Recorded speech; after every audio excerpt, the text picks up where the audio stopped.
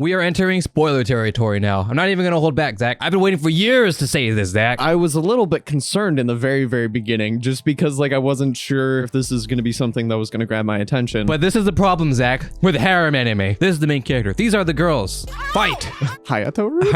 Hey, yo. Totsuka Root, W. You know, you posted on Twitter about the VTuber who did their last stream and everything like that. Oh my gosh, you saw that? I saw it on Twitter. How? Like she was the mothership. As I was watching this, I could see just how important this stream was and how important she was to a lot of people. The button has been booped. The button has been booped and the booped has been button. Hello everybody, welcome back to End Education Station, episode 55. I'm pretty sure that's right. That sounds right.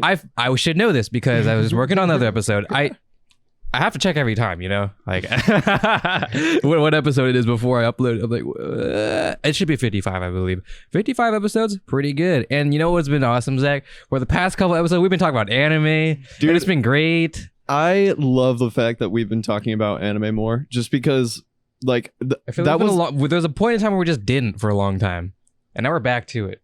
There was like a 20 episode streak where we didn't talk about anime, I think, and you know that since it was like the foundation of why we wanted to start the show in the first place, it would make sense for us to talk about anime every once in a while.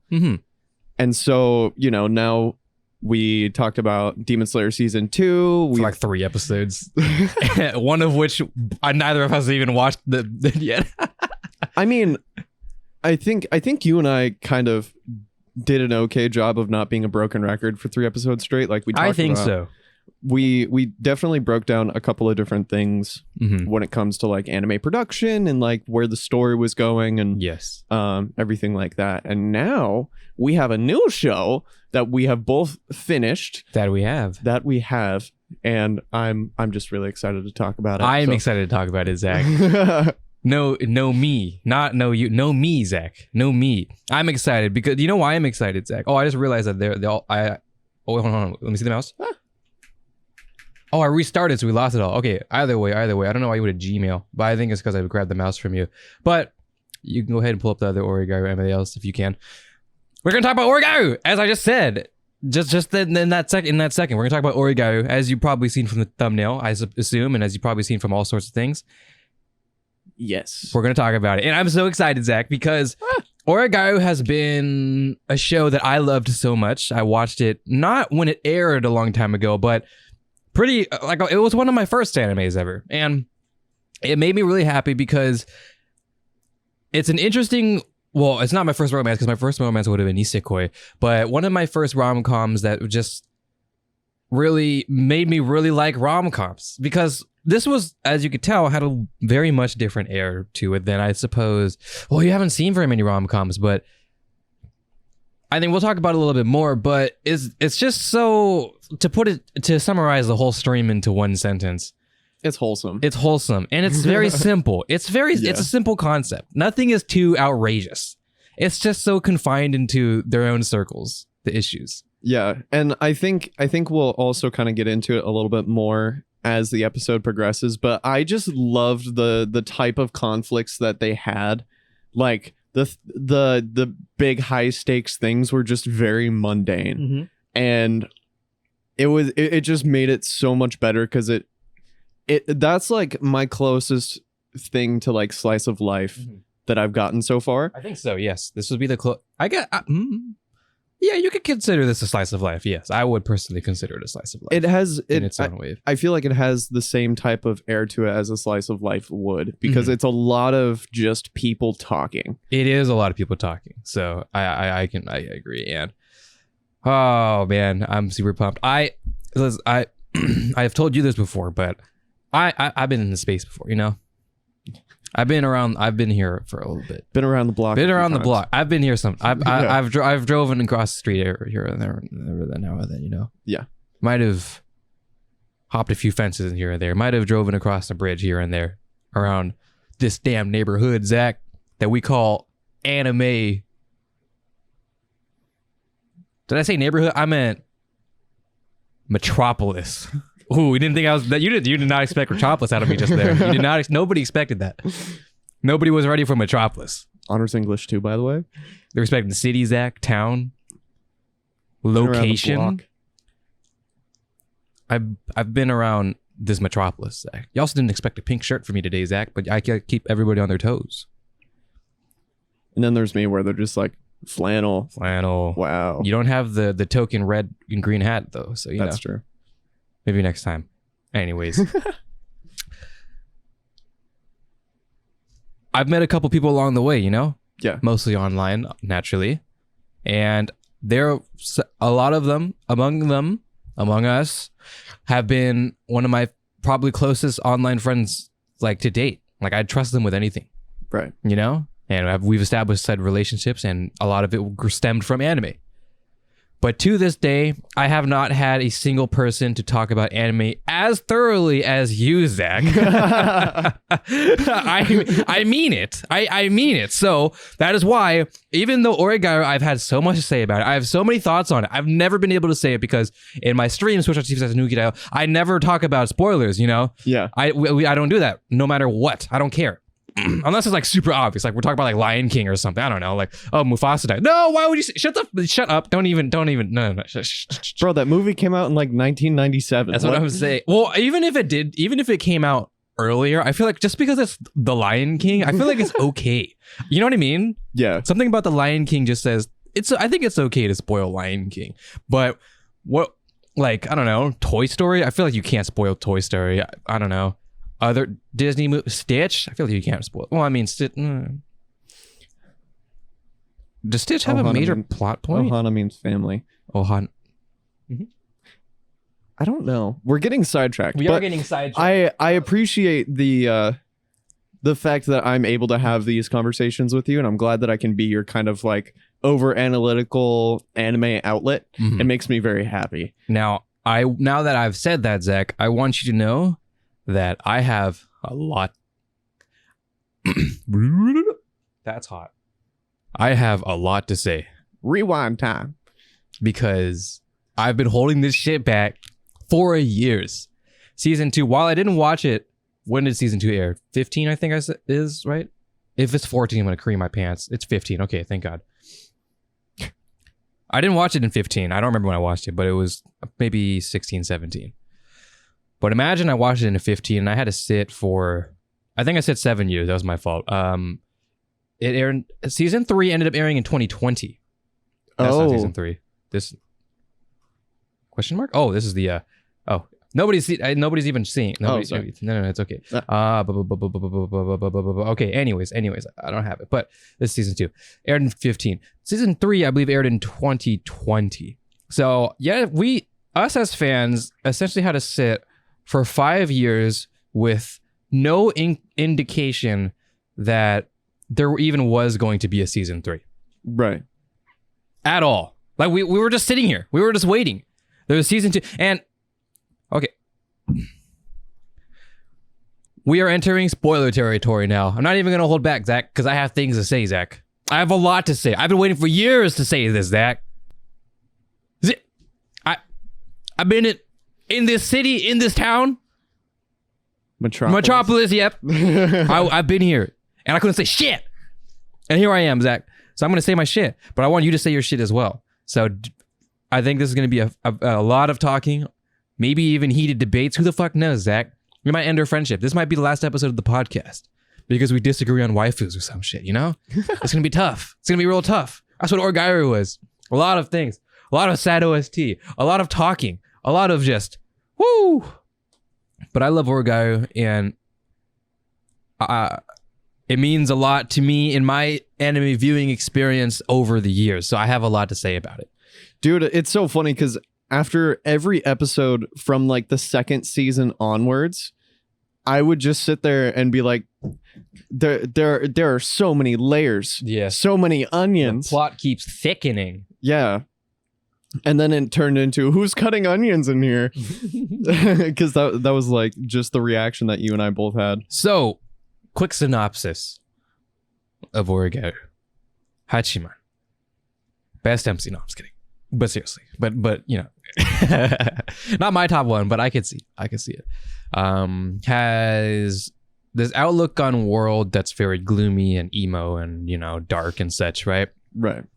Only Thank you. Not necessarily. I'd say narcissistic, but not too flamboyantly narcissistic, but in his own way, And he doesn't really associate with others. He doesn't really care for others, and it's kind of how he is. The gloomy guy, gloomy MC, classic.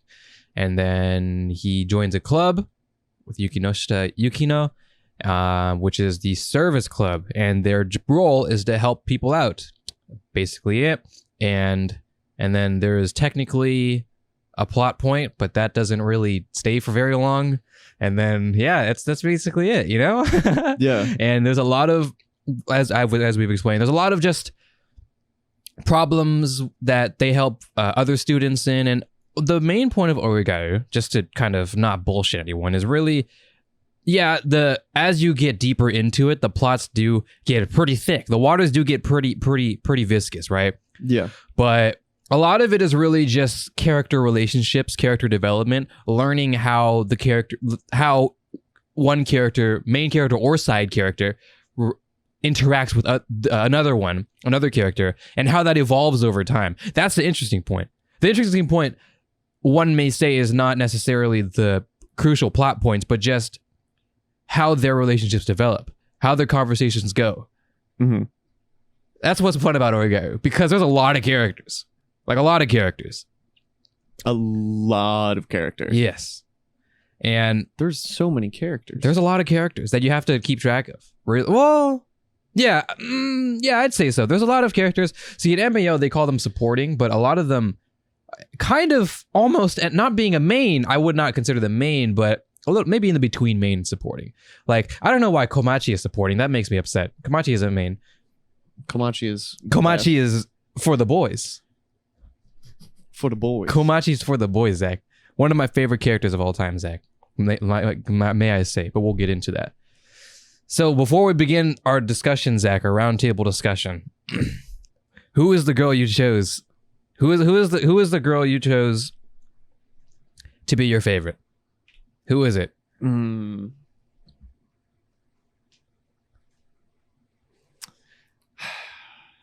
Yui. Yui? Yeah. Really? Wow. Good, man. You see, 50% of the population is applauded. And now the other 50% of the population is going to applaud with me because I chose Yukino.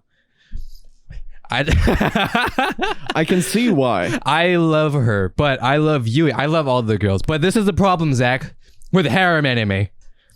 And this is the problem with harem anime that finishes, is that there can only be one. And let the waifu wars begin!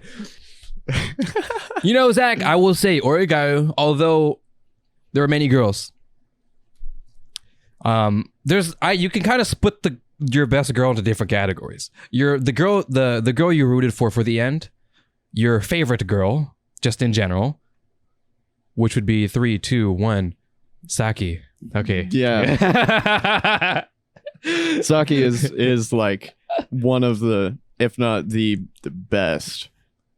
Outside of like who we were rooting for, bro, fucking the teacher. Oh, Sensei route, anybody? Let's go. W. Dude, it's so funny because like she would just like drop little lines of dialogue where it would, if you weren't reading into it, it would just go straight over your head.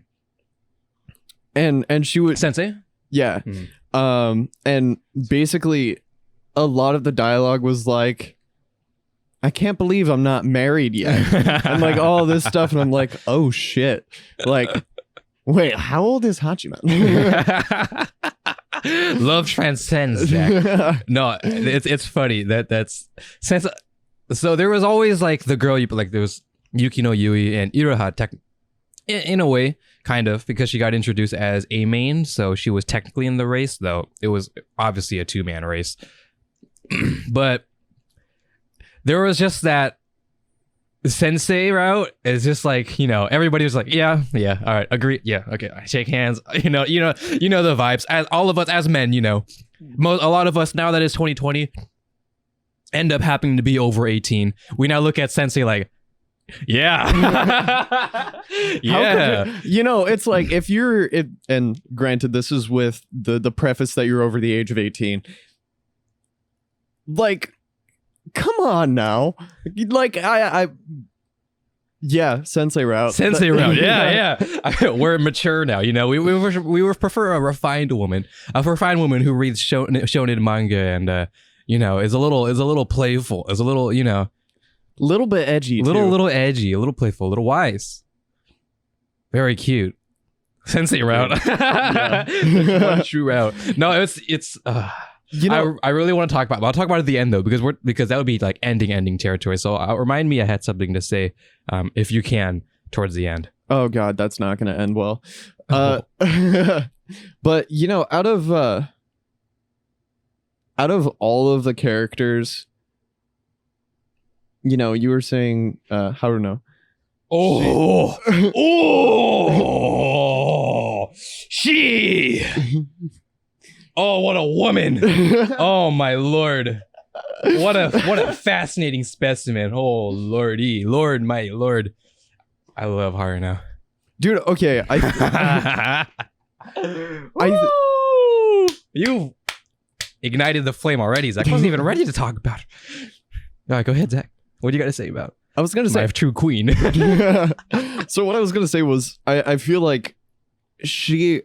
Like the dynamic between her and Hachiman, I think that their dynamic was the most interesting because they were both kind of playing the same game, and like they both, you know, she would tell Hachiman like, "You can't get drunk." You know, it was like that metaphor of like, it just went like gone.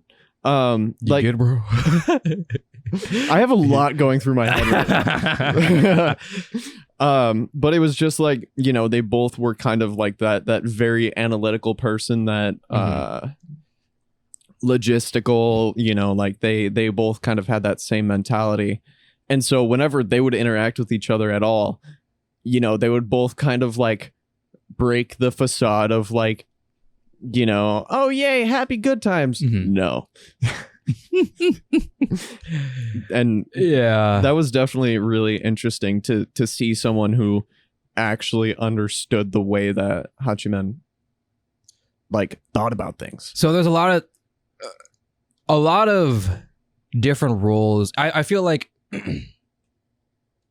because Hachiman is technically the main character, of course, the MC, the one true goat, but also the outlier as far as the school goes, you know, relationships and friendships and all that type of stuff. He's more of, I mean, as much as, you know, you and I would just say like, yeah, he's friends with Yukino and Yui, but in reality, in their own world, he doesn't consider himself within any of those relationships. So while they're all have their own relationships with each other, Hachiman is kind of just the wild card. Yeah. And because of that, you kind of view Oregairu in the eyes of, if you were one of those students in that school and you're looking onto him, what his relationships are with everybody else. It's very interesting because they really did a good job of immersing you into, like, it almost seems like you are part of the dynamic of all of the people, and especially in like the service group and everything like that. Like it was very interesting because, you know, you got to kind of listen in on those conversations that you feel like you shouldn't have been listening to. Yeah. You know, and the conversations are so goated, bro. Oh my gosh. I've explained it before so many times. So I'm not, well, it's an Oregairu episode, so I got to say it again at least, but I'm reading the novels right now, very slowly, of course. I'm going to get back into it now that we finished them. Yes. But one of my favorite, my favorite parts of reading the novel is not when there's things happen, not when they're, you know, doing or helping a student or whatever, like, you know, doing the whole point of the club and stuff. It's when there's nobody there and it's just them and they're just talking, and it's just so simple, but it's so blunt. It's just like, because the three of them, Hachiman, Yukino, and Yui, they have this relationship with each other that, like I said, is not necessarily friends, but it's kind of friends, but not really, but it is. But they have that just like they know each other so well, so they always poke fun at each other and they know how to just kind of lightly jab at each other, and it's so funny. It's so funny, and I love that so much. Like in the anime, they do that pretty well, like very well. Yeah. But in the manga, or well, maybe in the manga too, but in the novel, the light novel, it's like times 10 because there's so much more to say. There's more time, so it's just mundane, and not even just with them, but with everybody. Like I mentioned to you, like the first episode, between I think like in the very very first episode when Sensei called Hachiman in about his essay that he wrote about youth, right? Yeah. And then she got mad at him, etc., etc., and then she brought him into the service club. Yeah. So from that time frame, right? Mm. First episode, like the beginning of first episode to bringing him to the service club, right? That's like 3 minutes, right? 4 minutes, 2 maybe. It's like 2 chapters in the novel, or maybe 1. Sorry, about like a whole ass chapter. And it encompassed conversations with him and her, and half of it is even the walk from the office to the service club. That's so cool, and I love that a chapter only encompassed 3 minutes of the anime. Like, I feel like that makes sense because not only are they like describing the environment and all that kind of stuff, but also there's no rush for them to get to where they're going. Mm-hmm. You know, like they can just take their sweet ass time and you know, play around with the dynamic between these two characters, and then you know, you kind of get the ball rolling, and then you know, you get to the service club and everything like that. Like I think that they did a pretty good job of the pacing of a lot of the things that was going on in the show, because it wasn't like one thing after another, and I mean later on the pace kind of accelerated a little bit, but in the beginning, you know, I was a little bit concerned in the very very beginning, just because like I wasn't sure how I was gonna like the dynamic of the characters. Sure, and, like, yeah. you know, I wasn't sure if this is gonna be something that was gonna grab my attention. And I think the first 3 episodes, I was a little bit apprehensive, and then after that, I was just all in. No, you should have been, because as I explained, it's not really like any other rom-com. It's very slow paced. It's very like in nowadays rom-com, right? Old man Anuki speaking, right? Back in my day, kids these days in their rom-com animus, like they like just go for it. It's just immediate, really. It's Right. like, this is the main character. These are the girls. Fight. Pick your fighter. Choose your girl. Fight to the death. And that's not a bad thing, because they're fun. The point of rom-coms is just they're fun. They're fun to watch. You pick a girl that you fuck with, and you're like, yes, and then this is it. And then you have a chat with your boys, who are your favorite girls, and you agree or disagree. It's just a wholesome dynamic of just, it's fun. It's cool.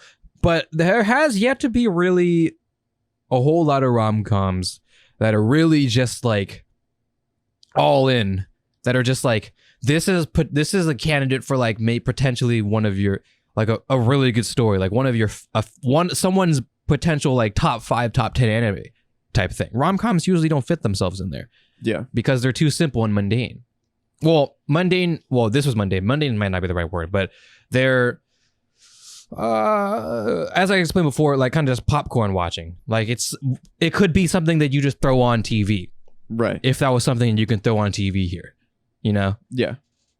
Like a show. It's like a Nick show, a Cartoon Network show. It'd be like, I don't really need to be too invested into this. This is fine, you know. That's basically what rom-coms have become.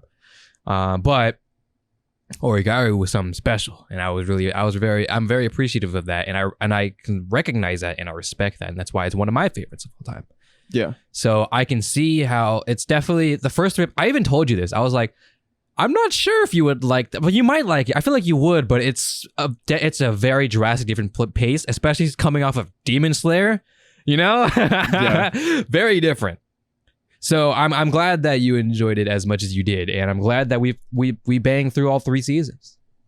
Yeah, there was 3 seasons of pretty much just character development. Yeah. And thinking back to the first season and even the second season compared to the third season, it's like, oh wow, that's a lot of character development. Mm-hmm. And there was so much time where you were just able to watch these characters interact with each other and you know, watching their relationships grow, watching them grow as themselves and like everything like that. And like Hachiman's character development was it's goated. it was so insane. And even just like thinking back, like watching the first episode again, I think would be really jarring. And I remember when we were watching the first season, you're like, wow, I don't even remember it looking like this. I don't mean that in the sense of like the animation, because animation changed. We don't really have to speak too much of that because we've said it and it's kind of obvious, but and it's studio, something like that, changed from season 1 to season 2 and then stuck with that. And it's very good. But I mean, just like so episode 1, Hachiman, bless you.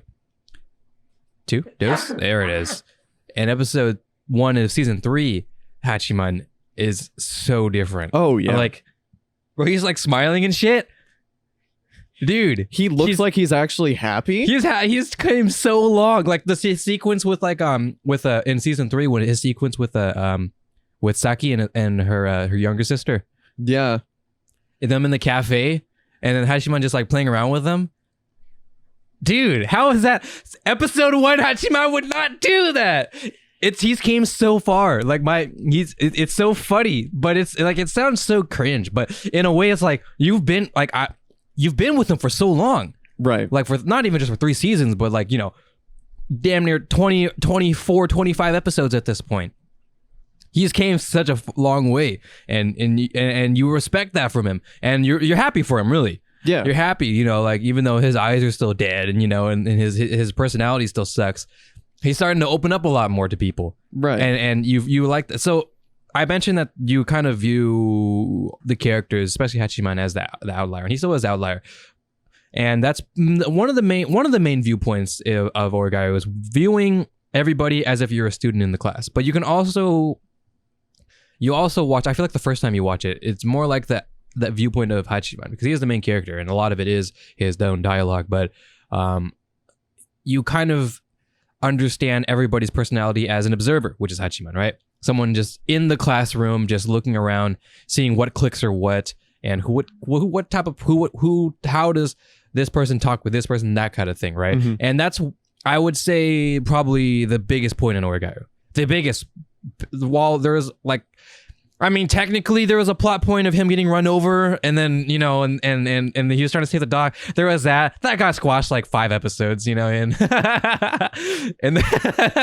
I mean, I think the interactions between Yukino's mom and Hachiman, I think that was kind of like the only real time that is true, felt that tension or anything like that. Mm-hmm. But that was a good tie back though. Yeah, just like at the very final seasons, like finally bringing that up. That's a good tie back. Right. But I've said this so many times. I've said that phrase so many times. I've said this so many times. So many times. How much I love social norm, social interaction, social hierarchy in like schools and high schools and stuff. That type of plot, that type of juice is my favorite juice, Zach, because it's something that you and I know very well. Right. Growing up in a high school. And it's something that is a little different because it's another place. It's a high school in Japan, you know, but not even just Japan, but it's a high school in another location that we don't know. So it's something we know about, but not necessarily, we don't know the ins, you know, we don't know their cultural differences as regards to their social hierarchies. And to what I've learned is that it's like more hardcore than even here in the West, just as far as like ostracizing and isolating different people, you know, some groups of, you know, people in the same class may never associate with each other ever throughout the entire school year. It's like that type of thing. It's interesting. And I how important it is to like be up to date with your group, how important it is to know how popular you are with other people. You know, like in Bunny Girl Senpai for Koga, the second girl. Oh yeah, that's I loved her. I wanted to call her my favorite just because after the rewatch, she really grew on me, I gotta say. But a lot of it for her was like wanting to keep up with her friends and making sure she didn't stay behind. Always being in text conversations with them, gossiping with them, and if anything was out of the norm, then they would point her out. She didn't want that. That ended up being a character that someone like Yui ended up encompassing, where Yui in Oregairu was in that popular crowd, with Mira and Hayato and them, right? Right. The popular kids. We all know the popular kids. Mm-hmm. That one group in high school. You guys know what we all know. We had one. You know, it was just them. We all knew it, and she was there, but she was there, and she was good friends with them. But it was almost kind of like she wasn't sure if she belonged there or not. You know, right? And that ended up exposing itself as the series progressed, and that was really fun to watch as well. I remember in the novel, in the one of the very first arcs, I don't know, conflict points, I suppose, was when she first got introduced and she was making cookies, right? Mm-hmm. And she was supposed to make it for, I believe it ends up being for Mira, but or at least maybe that group. I don't know if it was supposed to be mentioned. Anyway, nobody fucking cares. After that happened, there was a point when Hachiman and Yui was talking, and Hachiman, like he mentioned, like he noticed something different about her. There was less makeup on her. She was kind of speaking a little bit differently to him and stuff like that. And it's kind of funny thinking back in Yui's character in the beginning and how Hachiman was calling her like a slut and stuff. Like that was really like episode like 1 and 2, bro. That's how it went. Yeah. It's kind of funny. Like, really? And then you think, because that's so long ago, like I mean, if you look at it from the timeline of when we watched it, like we started Oregairu like 3 months ago. I would just say, 4 months yeah, ago. maybe so. It's like for me, I started Oregairu like 5 years ago. So to me, I'm like, I forgot they spoke to like this to each other. What in the world is happening? I totally forgot this is how they talk to each other. Yeah. It's great. It's so good because how did it come to this? You mentioned those things, and then I look at it with the context of the third season. I'm like, there's no way. And then I think back and I'm like, yeah, sounds about right. With the way that the characters interacted with each other, and especially Yukino and Hachiman. Sure. Like their dynamic was just so toxic in the beginning. Oh yeah. And then it just slowly got better and better and better. And then, you know, it was. But it was that toxicity that was just like, that was so great because they're what you can explain after, maybe even in the beginning, but as you progress on, they're kind of like what is it? Feathers. What's that term? Birds of the same feather of the same bird. Feathers on the same cap? Cap? I don't know. Cap? Feather in a cap? Feather? Maybe? You know what I'm trying to... Birds on a hat? Birds of which wearing hats. They're to apple in the same tree? I don't know. Something along those lines, right? They're very similar, but very different. Because you know they're lonely, right? They have no friends, and they've agreed to not associate with other people, both of them, but they're both of two very different paths, right? So whenever, okay, I'm having a hard time remembering if this was in the episodes or if it was in the novel, but like there would be times where it's just they would make fun of each other like that, like pointing out that they don't have friends, and they'd be like, well, you don't have friends either, and be like, true. It's like those lighthearted jabs of just how they view each other, and even like one of my favorite lines of like all time was in season 3 where they were just, or one of my favorite like jabs at each other lines, I suppose, it was in season 3 when they had the microphones, and then it was during the prom, right? Yeah. And then they were speaking to each other because they were coordinating the prom through the headset, and then she was like, "Where are you? I don't see you." And then like, "I'm up here," and like, "Oh, I'm not used to looking up to you," and like, "Oh, so you're used to looking down at me? Okay, I see." Yeah. And I like how the jabs were just like, they were in good fun, and like that sounds like the types of stuff that you and I would say to each other just back and forth. Yeah, they're like inside joke jabs, you know? Yeah. That's the best, but we know about the inside joke. So we're part of the inside joke, but we're not there. That's the greatest, right? When you know the inside joke. Yeah. That's kind of it, you know, where like they have these jabs that are specifically to their relationship. Both Hachiman and Yukino, but also to Yui as well. Right. And because we're in on that, we can laugh with them, you know? Because we get why they would say that to the other person and what that means, like kind of between the lines type of things, and how sarcastic they are to each other and how satirical they are to each other. It's so funny. It's so indicative of just a group of friends in high school. It was so good. And like, you know, this is not even like talking about major plot points or anything. Like, we haven't even gone into the deep depths of the deep or anything like that. But just the little things, like the little inside jokes, the reoccurring themes, you know, the fact that Yui can't cook and like all of that kind of stuff, you know, it's just very reminiscent of just like inside jokes of all of us in a Discord call together, of us just throwing jabs at each other. Just talking shit. You know? Just talking shit, just stirring the pot a little bit, and just kind of being able to have those moments where it's just like, you know, they're not being mean to each other on purpose. They're just saying fuck you, no fuck you, no fuck you, Yeah. no fuck you. Yeah, it's like, you know, the ongoing joke, at least with our group of friends, where I'm just absolutely horrible at video games. Yeah, because you are. But seriously, no. No, but seriously, But seriously, just kidding. But seriously, no.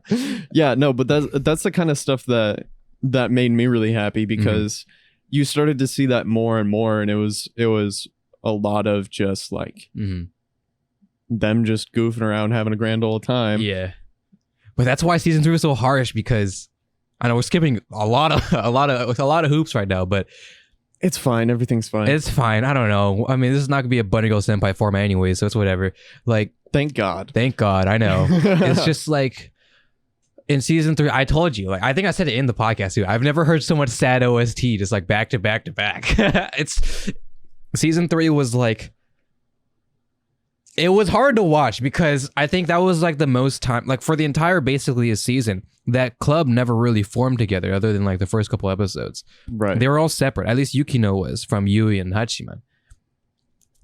And it was just like, there was this really uncomfortable feeling like, please, can you just, you know, make up? Can you please, you know, I mean, but she had her thing, and it was like, you know, she was concrete. She wanted to do her thing really bad, and Hachiman and Yui wanted to support her choice, but they want to be, you know, they want to be with her to help her, but they can't. It's like, it hurts your soul so much, because you're just like, I want them to just be happy. I want them to be back in the club room and just spouting shit at each other for like, God, maybe for us, like 2 minutes an episode, but for them, like, you know, an entire 1 or 2 hours after school. Right. You know, with nobody coming in to visit. It's just them. Hachiman on the very long end of the table reading his book, and then Yui in the middle, and Yukino in the other beside her. You know, I don't know if you noticed this, but that's like, as the series progressed, their seats changed a little bit. Yukino and Yui move closer to the center. Although Hachiman still stays here, but sometimes depending on the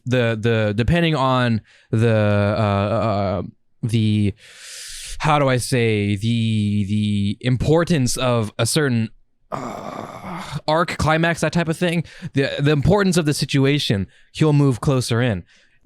Depending on the seriousness of the situation, their shares would adjust. Simple things like that, right? Where maybe I didn't notice it too much until I rewatched it, but it was just like, Yeah, they move like they'll move closer depending on the situation and stuff like that. It's so, and then in the very end they were right next to each other. You know, it's so it's fun to watch it like that. It's fun to look at the small nuances of everything, the little tiny details that reflect their relationship at the time. But Right. I just, it is really, like, yeah, you really think about it, like they could just be chilling in that club room for like 2-3 hours until sunset doing nothing but just reading books, texting, and doing their homework and talking shit to each other for like 2-3 hours. That sounds like when I hang out with my friends. You know what I mean? It's just chill. Yeah. It's just fun. It's like, wow. Yeah. It's like, why can't they just do that again in season 2? I wish they could just, you know. Season 3 was brutal in so many ways. But I don't know if we want to talk about it yet. I don't know.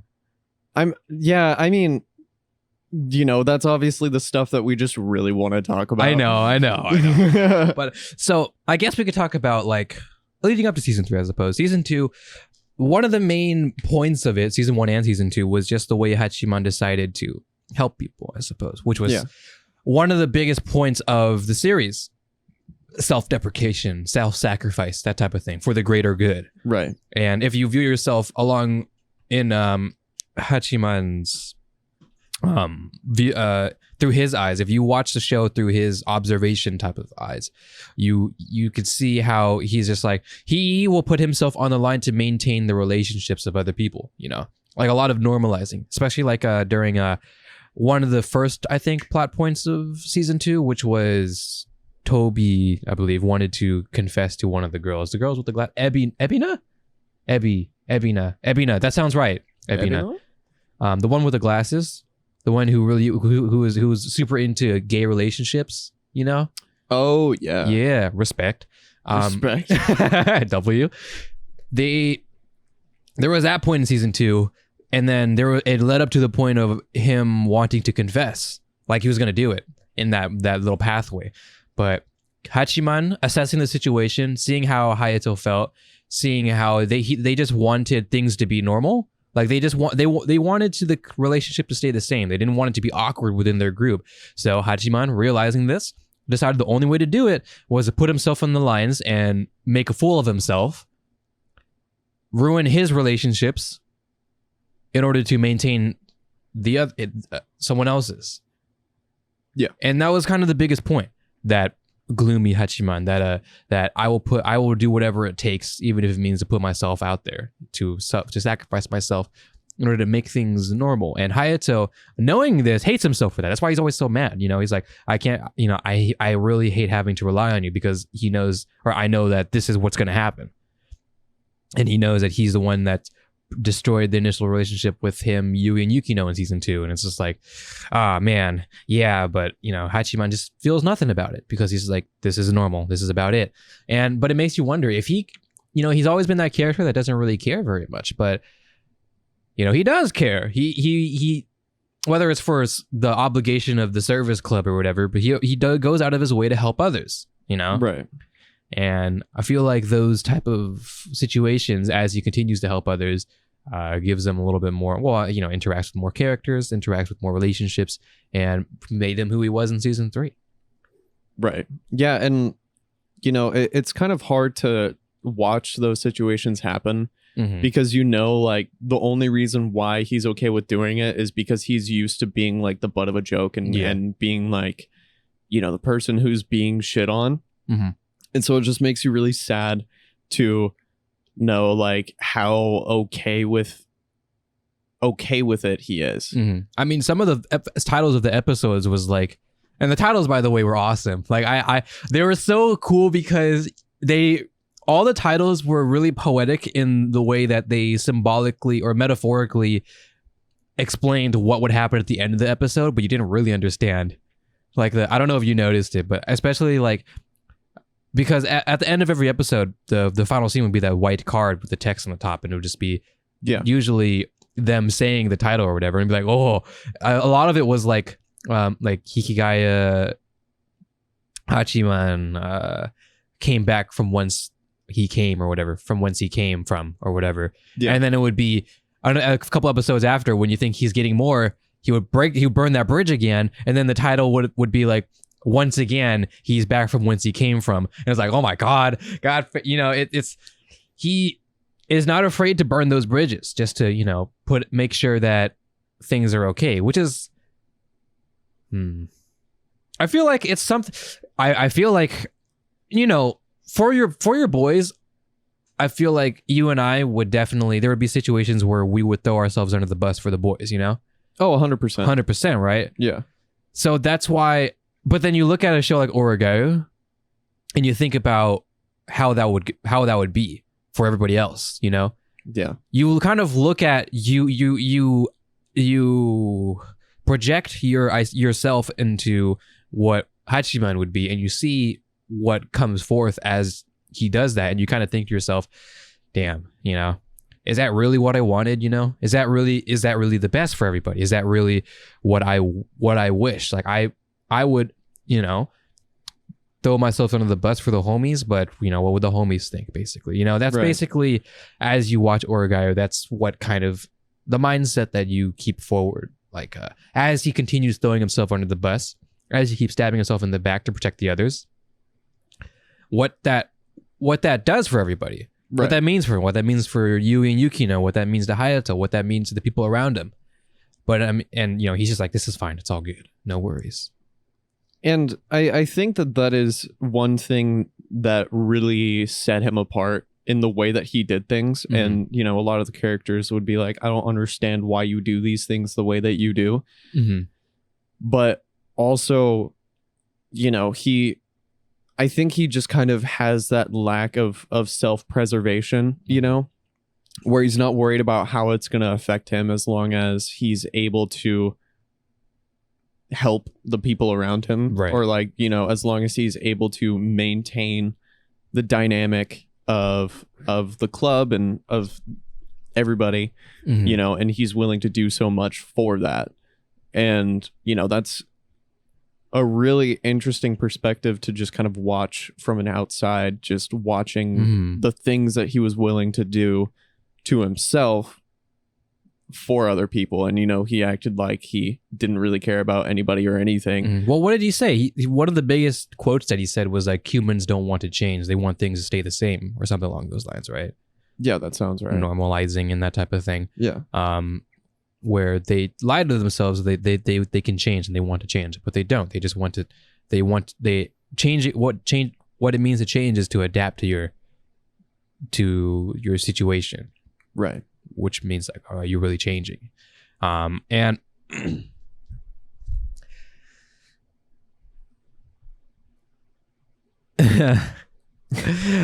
oh my gosh, dude, it leaves me at a loss for words.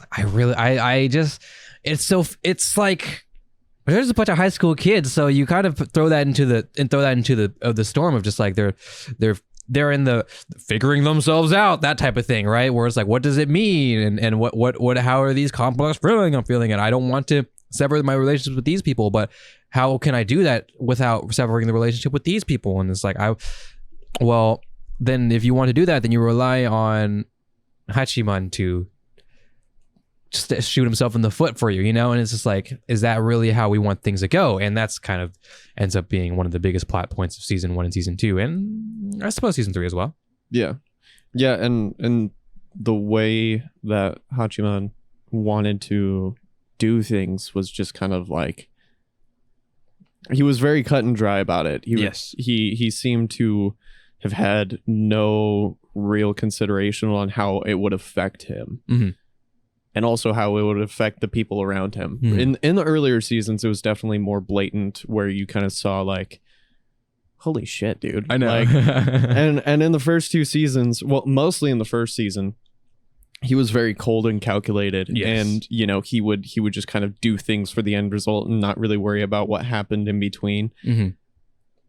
And you saw a really good representation on the consequences of his actions, and the things that he ended up doing as a result mm-hmm. of him trying to reach that end goal. Yes. And so that was definitely really interesting.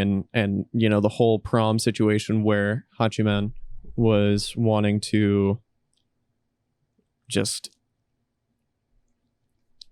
put so much effort into this thing that would never end up coming to fruition, and Right. he was just like, you know what, if they have to choose, if we put them in a position where they have to choose, then they're Mhm. gonna choose Yukino's. Right, because mine is so shit. Yeah. Ours is so shit. Who thinks of that? You know? If I just make a shittier idea and present both ideas, then they'll pick the better idea. Right. But also, I just sat here and spent a shit ton of time working on this, and it's never gonna happen. Yeah. Yeah. Well, that... Fuck it, let's go. Okay. Well, that's the biggest point of season 3, right? Season 3. Season 3. So imagine, Zach, a guy like me, watches Oregairu around 2016, 17-ish, right? Right. And it ends in the way that season 2 ended. Do you remember, Zach? Yeah. Yeah, they go to the aquarium and it's all sad and stuff, and then Yukino and Yui, and they're having their moment. Yui has her speech, which her speeches are fantastic. We'll talk about that. And it's just what was it? Yukino says something like I forget what she says. She says something like, "I will grant your we're gonna grant your wish," or whatever. Or I have a request, or you have a request, or something like that. Something along those lines, right? And then the episode ends, and then that's it for 5 years. You see the frustration that happens, right? Yeah. The frustration that aspires, because the frustration that aspires, because that really that's what it leaves off. And I explained this before. It leaves off in a way as if there was just going to be another episode afterwards. Like there isn't really like a concluding moment. There isn't any witty anything. It's just like we had this moment, and then okay, we're going to find the resolution in the next episode. And then there was no next episode for 5 years. What the heck? What? Talk about blue balls, bro. Like that was the cliffhanger of the century. It was A cliffhanger of half a decade. You know? I was like, damn. And even though I didn't watch it in 2015, I watched it like I said, 2017. So I waited 3 years with no indication of a season 3 at all. There was no talk about a season 3 from the studios or anything. Nothing at all.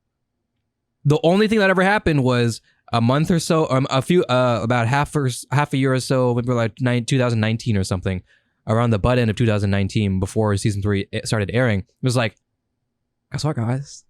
We're back. Season 3. Trailer. And we're like, whoa, we gave up on you. What happened? Where were you when we needed you? You know? It's like, where have you been? Where have you been? I was out here trapping, bro. I was a mess, bro. I was doing all these things. I wasn't myself for so long. I needed you where were you when I needed you the most? And now you're here. That's what it was, Zach. That was so loud. Word per word. That's how it was for everybody. Direct quote from the entire community. But paraphrasing. Crying emoji. Where were you when I needed you? I love you and I miss you. And then season 3 came. And then season 3 came. And it kicked off, and we were like, fuck. Thank God they did a very brief recap in the first episode. I'm afraid. You know, we joke about whenever animes do that, but thank fuck they did that. Yeah. It's been so damn long. But it happened, and then I feel like season 3 was when it really went down to the wire. That was really, you know, Yukino was trying to fight for herself, fight for what she wanted to do, and find that independence for herself, because the point of it was that she didn't want to rely on Hachiman and Yu anymore. Not because she didn't want to want their help, because they're friends, or they're her friends, but really it's because she realizes that she keeps relying on them and she's not able to do anything herself. She's not able to walk on her own. Mm-hmm. And that's basically what the biggest thing is, because she wants, what is it? She wanted the position of her father, which was never really discussed, but I would assume it's something, you know, pretty high class, something maybe political, you know, something of which requires a lot of independence, you know, right? Mm-hmm. You would assume, right? So in order to trace that dream for herself, the dream that she decided for herself, she needed to prove to herself that she she didn't need that codependence, that term that got brought up, right? Yeah. And that theme of codependence and like trying to break free from it, I thought it was a really cool idea because, you know, they were like three peas in a pod at the start of season 3. And then, you know, to kind of break away from that, to leave the club room for a while and for a majority of the season, you know, like they were, and that also gave a different dynamic for the way that they interacted with each other too. Because when Yukino was working on the prom and Hachiman was working on the fake prom, and they ended up meeting outside on accident and just sitting on a bench, just taking a break. Dude, that was so great. That was such a good scene because you could feel that kind of tension. Like, you know, Yukino wanted to like act like, you know, have that similar dynamic of when they're in the club room together. Yeah, but because there was just, as soon as they saw each other again, they were just they were just like jabbing fun at each other again and just talking as if they were in the club room. And it made me so like, it crushed my heart because it was just like, you were left without that for so long. Yeah. And then they were there and you're like, it's just like before, but it's not the same. It's tragic. And, you know, I don't know how much I wanted to talk into it, but I feel like I need to because this is probably going to be the first time I mention it. Let me clear my nose really quick. Your nostrils. My nostrils. Season 3 was a big fucking setup. Season 3 was a brutal fucking setup for the Yui fans. I can see that. You can see that. Yeah. Do you know what season 3 did, Zach?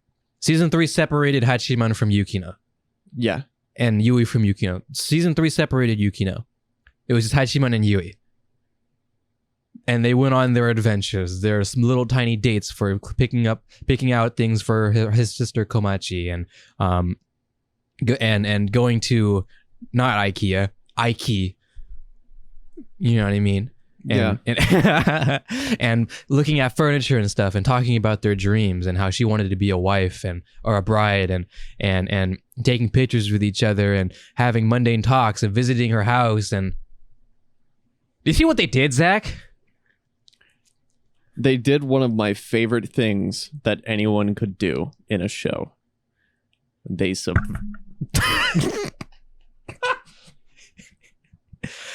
You subverted my expectation. What were you expecting that? They subverted your expectations. Yes. They set up the long con, Zach. They set it because it was so good. Because it's always, no matter what you say, I feel like there was just this very obvious tone of Yukino and Hachiman. Whether that be like she's gonna be the girl to win, or just like she was. Because they were the first to meet and because they're so similar to each other, they always seem like they'd be the two main characters, if not Yui, right? Right. So when you separate that and you appease the Yui fans and you give them these fun moments and these fun dates and these serious things and that when they were dancing during the prom trailer or whatever they were making, like the slow dancing, and when they had her crying and stuff. Oh, dude, I told you this, but I knew it was gonna happen because season 3 and it's a climax. I knew it was gonna happen. The one thing I did not want was to see Yui cry because she didn't deserve it, and she did multiple times. I'm like, fuck, dude, fuck. Now I'm a Yukino. I rode the Yukino train from start to finish because I fuck with Yukino and her character, my type of character, right? But Yui's character is probably one of the most powerful as far as like the entire series. As far as the entire series goes, because she was the one that was always wavering in her emotions. The one that was always wasn't sure of herself. The one that was really cheerful, but in the behind the scenes, she wasn't really. The one that, you know, you wanted to root for. The one that you wanted to see, you know, the smile in the series, you know, the happy sunshine, you know, and it was like fuck and when she in the moments of like she and in the end, you know, the point she wanted to be greedy, she wanted everything, you know, she knew she had a feeling like when she saw the picture that Yukino saved under her pillow with her and Hachiman, she knew. But because she knew, she wanted to kind of indulge herself. She wanted to talk with Hachiman more, interact with Hachiman more. When they went to that internet cafe to work on to do like a prom trailer stuff, then how she pretended to sleep on his shoulder. And how she didn't want it to end, and then it was like, oh my fucking, her dialogues, her self monologue speeches are probably my favorite part in the entire series.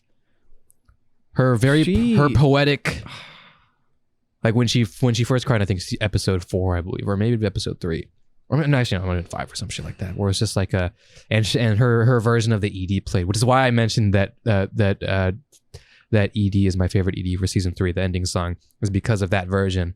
It's so pretty, and it's like it plays. Bro. And she runs off and she hides behind a corner so that Hachiman can go. And she says, "I'm glad my tears stopped, because if my tears had broken free, then Hachiman would have surely stayed for me instead of going to help her." And then it's like, oh my fuck, why? Oh.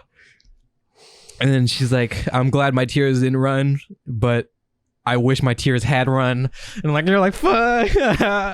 And it's that, Zach. It's that, her self dialogues to herself, those little tiny speeches at the end of the episodes whenever she stabs herself in the heart.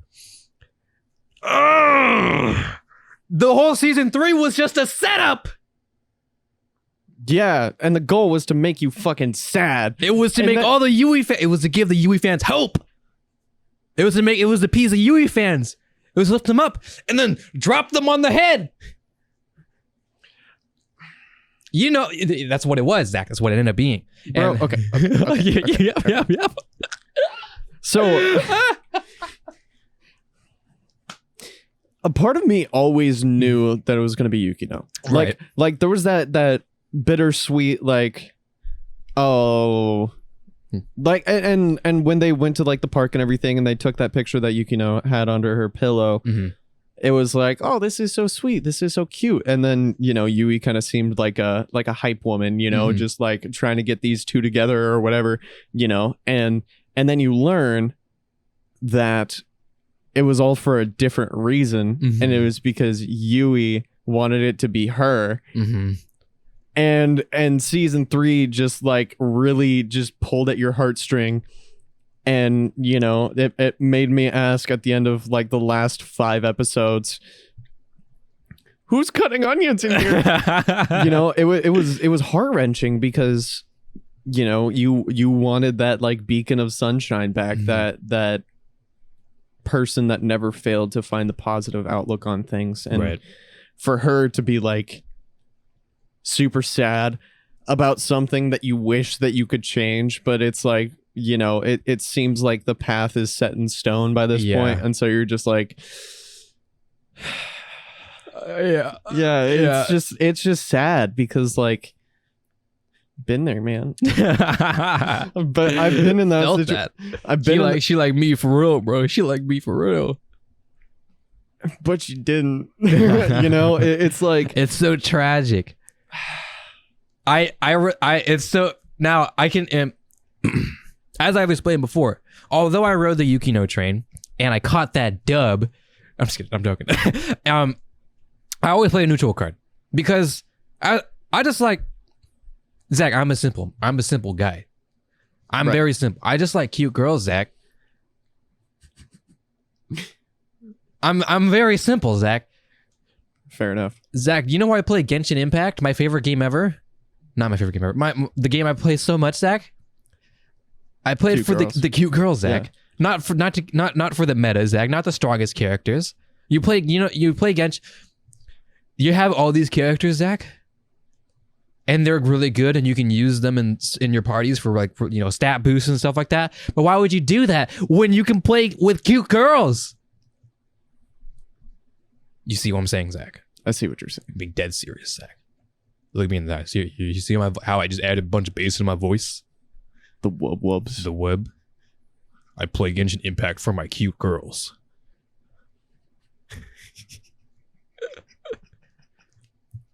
I'm simple, Zach. I'm very simple. Boys are simple creatures, Zach. Just treat them like dogs. Like the pigs they are, Zach. No. Men are pigs and should be treated as such, Zach.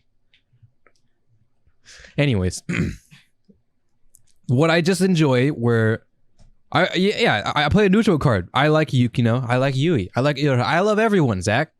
Even Saki.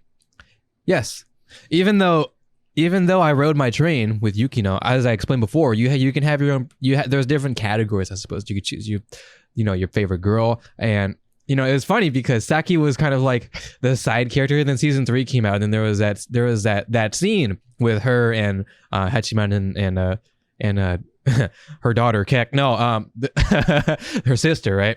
Yeah. And then it was kind of just had this really wholesome moment, and then everyone was like, okay, yeah, Kawasaki's kind of fucking, kind of lit, isn't she? She has that gap, that kind of like, she's kind of been this delinquent character.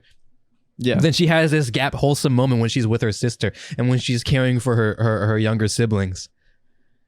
And yeah, you saw that side of Hachiman that you never really saw before. Yeah. And then it was just super wholesome, and then it ended, and then nothing else came of it. You're like, bro, I love the moment, and I'm glad that please God, can we just like have like an entire season of this just wholesome Hachiman? Fuck it, Saki root. Fuck it, Saki root. Saki root W. There's a visual novel, Zach. You know what that means, Zach? That means there's multiple roots. That's why. But the problem is, Zach, there's one massive problem. That it's in Japanese. Fuck. And that's why Zach, the funny thing was that was one of the initial reasons I wanted to learn Japanese, is because I wanted to play the visual novel. I needed to, Zach, and I would experience it for the boys. For the boys? I do it for the boys, Zach. For the boys? Yes. I'll do the roots. I'll let you guys know. But also, what would a Yui root be? Oh my gosh. What would any root be? Sensor root? W? Haruna root? Fuck it. No, what? Fuck it, W. The reason why Hayato root? Hey, yo. Totsuka root, W. The one true root. I think... So, okay, serious mode now, sorta, but not really. We'll go serious mode a little bit, right? So now that we're in season 3, right? We just talked about season 3, and we talked about who won, right? All right, cool. I don't think we explicitly said Yukino won. Okay, anyways. Anywho, We'll talk about it in just a second because their moment was really cute, and it's fantastic and fucking heart wrenching, but to the Yui fans, I really apologize because that was a fucking massive setup. And then in the last episode, they rubbed it in your face with their date. they stabbed you in the chest and rubbed dirt on it. I was like, fuck. But it was great nonetheless. But when after season 1 ended, like the final episode, that day, and then everybody was talking about it on Twitter, and it was great. And then as the night progressed, I went downstairs to have a little bite of food around like midnight-ish, as I do, as one does. And Alvin's there, my younger brother. And we both liked this show. We both watched the final episode, and then I went downstairs and we're talking about it a little bit. Well, not even a lot. We just this is word per word. This is how the conversation went. Okay, Zach? You watched the last episode, or you watched the Oregairu finale? And he's like, yeah. Oh, cool. I kind of wanted Yui to win though. I'm like, yeah, that's fair. But Komachi was the best girl. Yeah, Komachi was the best girl. Yeah, all right. Yeah. And then that was it.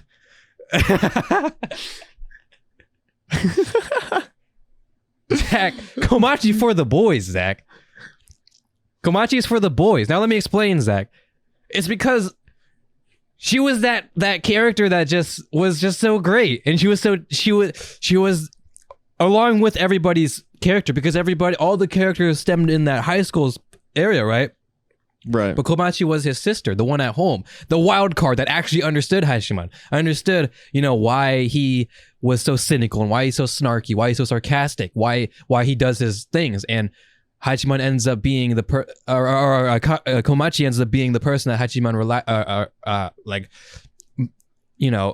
leans his head towards, like the shoulder to cry on, I suppose, if you will, right? Because it's just like, while everything was going on, while that point in season 2 where it was like Hachiman, Yukino, and Yui were having their big fight or whatever, right? Or rather, Hachiman was having their fight with Yukino and Yui. But Komachi was the one to hear him out or whatever. It kind of put some sense into him. Like, hey, you want to talk about it? That type of thing. That's what Komachi's character was, Right. That kind of the wild card to the wild card, the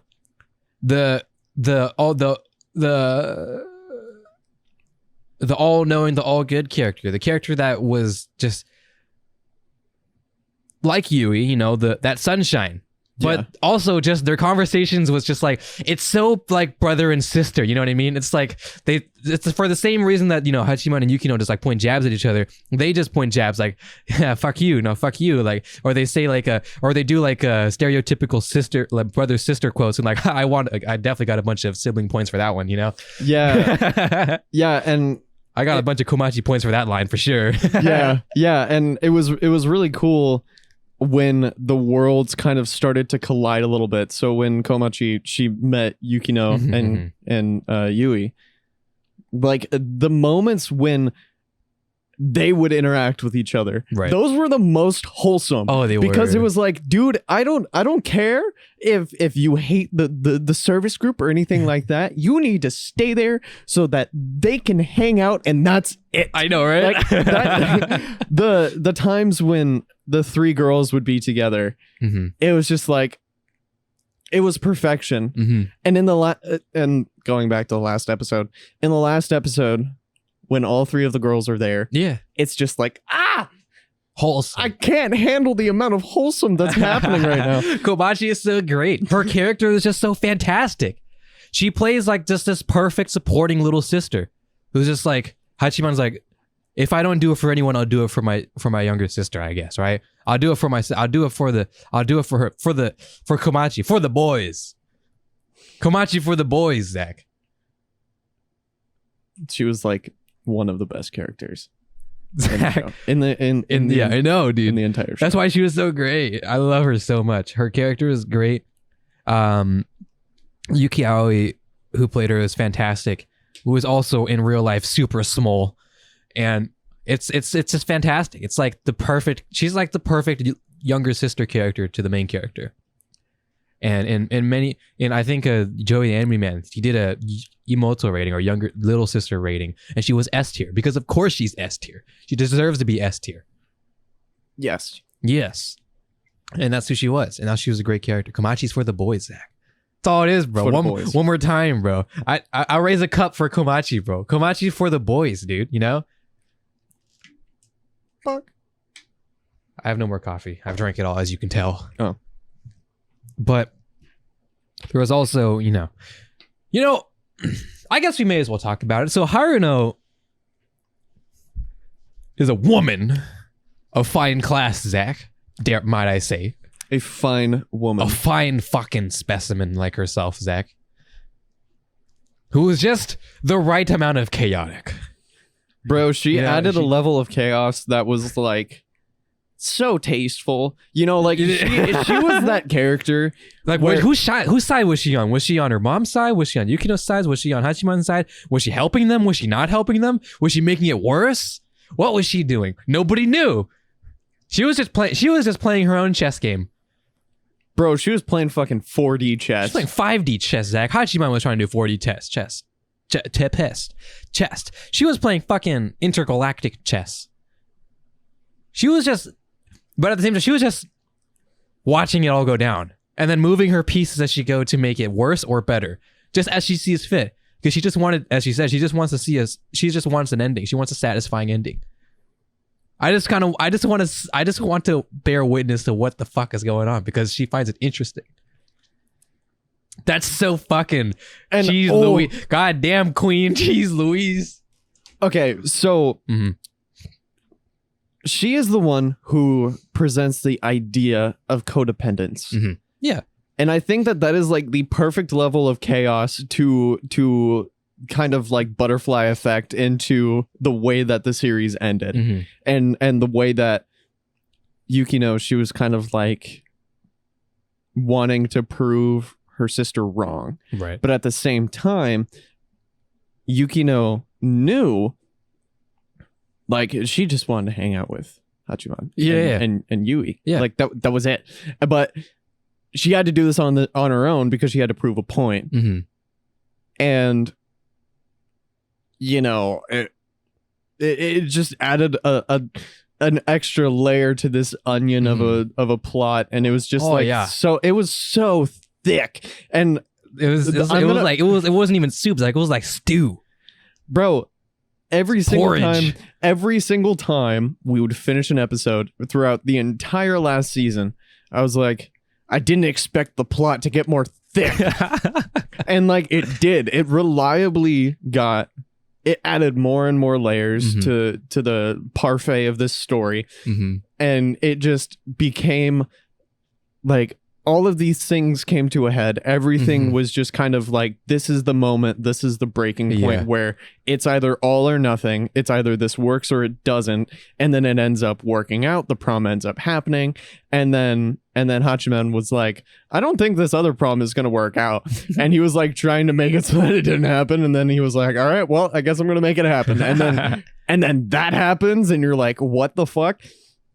It's like all of these things just ended up coming to a head in such a perfect way where all of these different problems, all of these different like important things that were going on in the lives of the characters, all of them ended up kind of having some sort of resolution at the very end. And I love that I'm using hand gestures. I'm like, everything was fine. Everything is great. But that just ended up making it so much more symbolic when you know, you had that happy ending.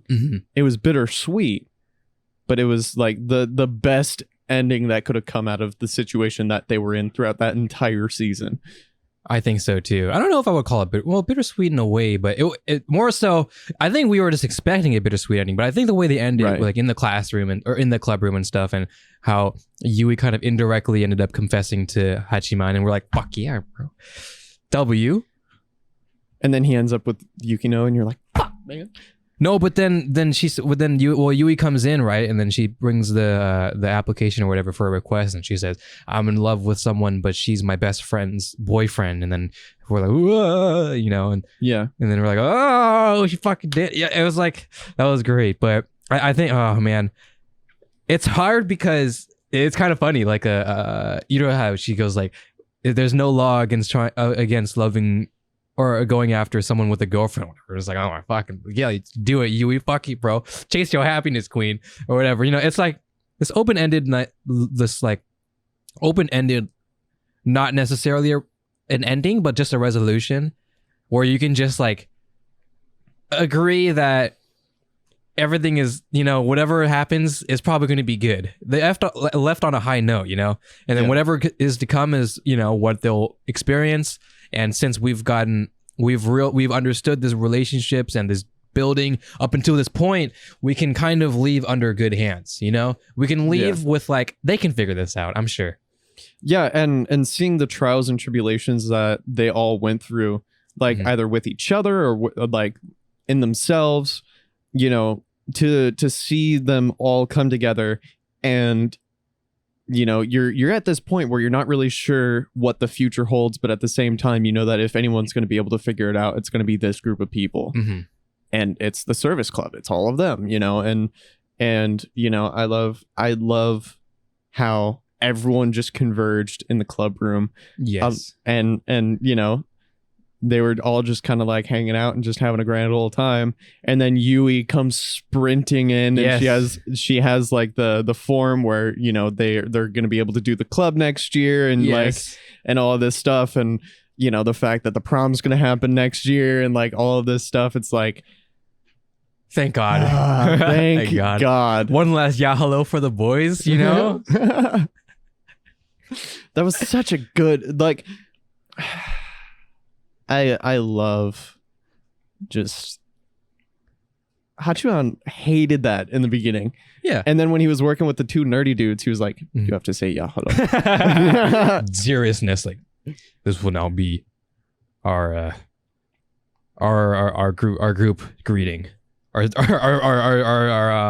Our professional group greeting. Yeah, hello.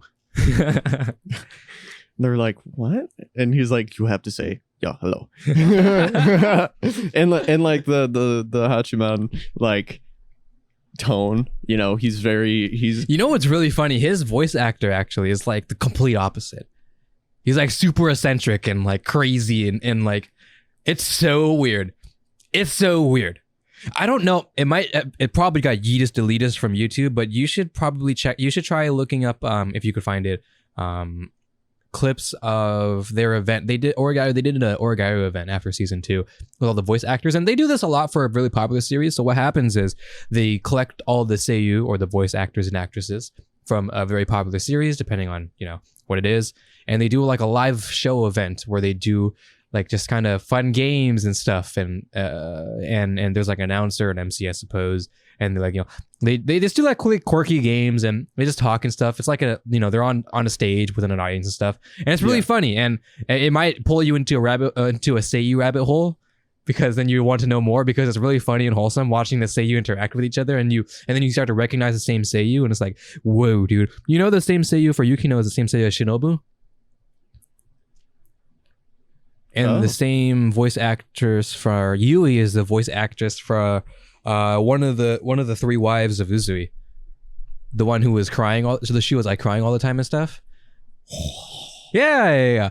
That's so cool. Well, these are the god tiers, the Sayori Hayumi and the Toyoma now, the Hanazawa Kana, although she wasn't in this one, I don't think. The god tier seiyus who are like the god. I mean, as I explained before, in Japanese culture, seiyuu are not just I say the term seiyuu instead of voice actor all the time, because they're not just voice actors. They do everything. They do shows, radio, music, photo shoots, acting, all the sort. They're not just voice actors. They're celebrities. They're idols. Idol's the correct term to use. Yeah. So that's why I prefer I call them seiyuu, because that kind of encompasses like that whole culture around with it, rather than just voice actor. Because if I don't even like, who the fuck knows who voice acted Larry the Lobster? Exactly. You're gonna have to look it up because you didn't know. But for us who watch anime, we have our seiyuu that we recognize, because they've made that what's it called, that image for themselves, Whoops. Oh, cucumber, nice W. Mr. Lawrence. Oh, he was the guy who did Plankton. Really? Yeah. Larry the Lobster. So he did. Oh, I can see that. I can hear that. Yeah, Plankton and Larry. Yeah, I can see that. That's a great tangent we just went on. Anyways, yeah. But I mean, it's the reason why like Seth MacFarlane, right? Like we know him because of his roles with Family Guy and such, right? Yeah. Right? Am I right? I'm right, right? Yeah. Right? Yeah. But he's not just a voice actor. He does all sorts of things. That's kind of the idea, right, of seiyuu. They do all sorts of things. So that's why I really love that type of culture, and I recommend it. I recommend checking out their the live show if you could find it. It might not be on YouTube. You might have to find it elsewhere. Yes, but it's really fun, and I don't know if it was. Well, it wouldn't be subtitled though. So that's the tough part. A lot of it got shot down for obvious reasons, of course. But if you could find the subtitle thing, I could try and link it to you if I could find any. But it's fun. It's all good fun. I mean, Bunny Girl Senpai did it as well. So I recommend giving those a shot, but oh man, legendary. Dude, it's so cool when we have these rare moments where you and I are both just really happy and satisfied with the story of a show we just watched. Right? I know. I'm pleased.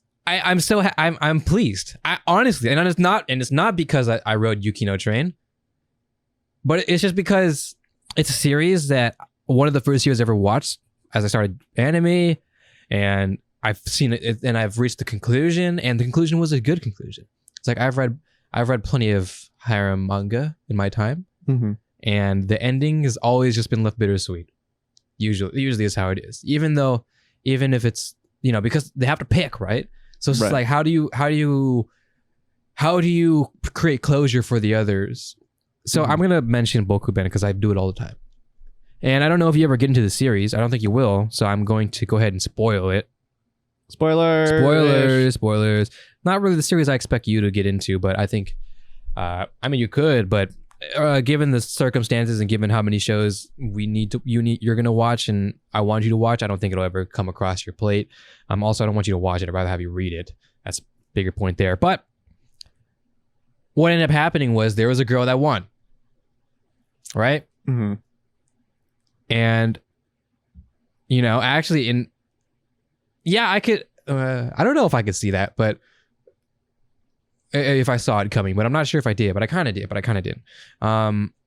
So it was good and all, but then there was 5 girls in total that were in the running. Oh, wow. Yeah. And one of them win. So what happens to these 4, Zach? You know what I mean? So you know what the author did? He made alternate routes where the main character would confess to each one of them, and then they would have their stories, their moments together, their moments after school, their moments during school, whatever it may be. Oh my gosh. And it was so wholesome. It gave you the closure, Zach.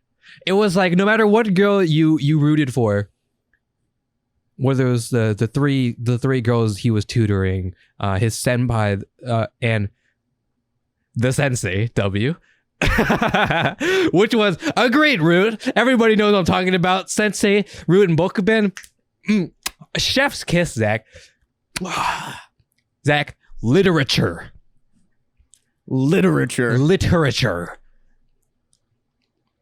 Peak. Anyways. It was great. It was fantastic, and her story is beautiful and it's very poetic, but it was great. It was like you had the best of both worlds. You had the series, and then you had the what ifs, right? And then you know what he did, Zach? After the 5 endings, it was like ending 1 out of 5, and ending 2 out of 5, 3 out of 5, 4 out of 5, 5 out of 5, and then 6 out of 5. It was back to when they were back in school.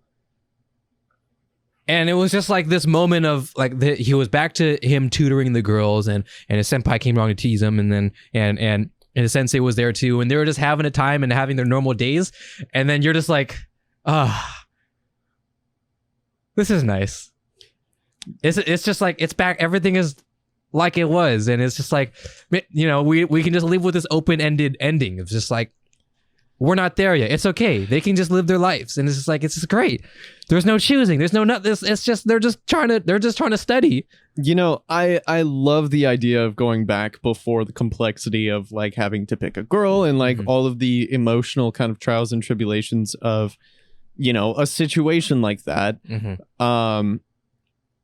I think that that's really cool, and also, you know, you get a chance to like see what would have happened. Yeah, for each one of the girls.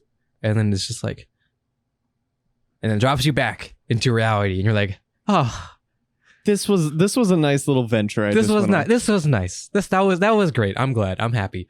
And that is probably the best ending of any harem manga I've ever read, I would say. Oh, but then there's Nisekoi, but I haven't finished Nisekoi. Nisekoi was doing, minor spoiler, so pause real quick, because a lot of people haven't read the Nisekoi manga, although a lot of people just watch the anime. They were basically just like leading up to, and I haven't finished it again. I stopped reading because, as I explained before, I knew what was happening and I didn't want it to end. And they're basically just shooting down all the girls. Basically, it's like one by one. They have their final arc, their final super emotional moment. And then it's on, and then it happens, and then you get your closure, and then it's on to the next girl, and you're like, oh, they're shooting them down one by one. Oh gosh, I know, I'm so afraid of what's gonna happen, Zach. So I'm just like, pains me. Like I wish you guys could have seen my reaction. I just like I know. But okay, so I've read 2 of the girls that got shot down. I'm not gonna say who it was, but I will say their stories were beautiful. I like that. It was great. It was so pretty, especially one of them. It was like I'm still talking spoilers, so even though I'm not naming, okay, I'll name them. Fuck it, because I already said spoilers. So there was this one of the girls in the anime or in the series, I suppose, but in the anime was a really kind of annoying girl who was like super into the main character, and she was kind of just thrown in, and I think the later episodes as like a wild card, and her role in it is actually very interesting in the story. I won't go too crazy, but you know, she has a really interesting role that kind of stirs things up, basically, right? Mm-hmm. But she's always been kind of this usually not the first pick, I suppose. If based off of the other girls that are available, not usually the first pick. And she's always been like that. And I never necessarily hated her, but I was just like, you know what I mean? But then as I read the manga and as I read her ending chapters, it's so pretty. Like, it's like so, oh my gosh, my heart was shattering in so many different ways. It was some emotional fucking roller coaster. Her story is so beautiful. And that's how it should be, Zach. That's how it needs to be. Not like a certain manga, quintuplets. You know, not going to say anything about that. I'm just not going to say anything. Just, you know, watch the anime and have a good time. Don't soil yourself. You know, that's all I'm going to say. The manga, soil yourself? The manga is legendary, but the ending is much to be desired. Like, it's like kind of meh.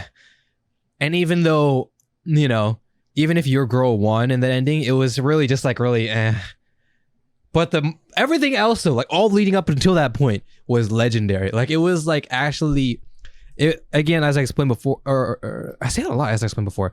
I should stop doing that. Sorry, I'll break that habit. But I have said it in the podcast before where it's just like the manga that every time a chapter dropped, there was just discussion. You know, there was like hashtag quintuplets chapter 156 or whatever. And we talked. I love Twitter just for the fact that it can go from a bitter argument between waifus to literally a book club. Like that just makes me so happy because, you know, there are a lot of people out there who are willing to kind of go into the in-depth conversations like what we have. Obviously, probably not to like this extent. No, probably. But, you know, the people who are willing to just sit down and talk about, you know, what happened during this chapter and, you know, like... See, it sounds cringe, right? But when you really boil it down, it's a really good story. And every time a new chapter comes out, you're left with like, oh my gosh. You know, it's like one of those. Mm-hmm. It's like it adds, as we've said, layers to said onion. So many onions. And it keeps complexing the story, and we're like, dude, yo, you read this? You read the latest chapter? You gotta read the chapter. You read it? Oh my gosh, I was crazy when this happened and that, and when this girl did that, and that. That's what it was, and it was awesome.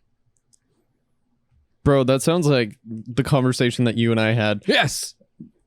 Like after episode after episode 10 came out of Demon Slayer. Yes. Like it was just like, oh my god, dude, that was so good. Did you I did not expect that to happen. And then you're like, I don't know what they're gonna do in the next episode, but I'm just really excited. And then after that, like I follow like a Demon Slayer group. Nice. On Facebook for some reason. I don't know. I was just bored and I was like, ooh, Demon Slayer. And there were That's scary, bro. Be careful. I feel like there's spoilers running around everywhere. Unless it's just anime related. I think it's just the anime. I think they have a different group chat for the manga. The manga.